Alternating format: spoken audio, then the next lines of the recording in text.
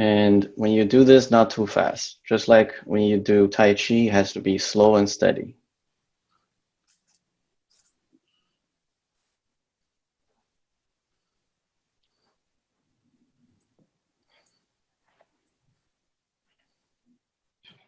And rest. How do you feel, Alan? That went, I felt in the calf and then went right into the glute. How do you feel?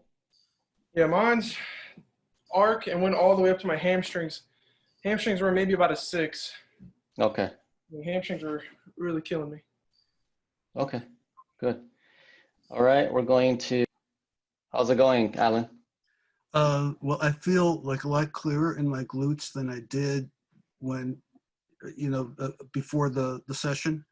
And then the whole, like the upper torso seems to be trying to relax more and process the information.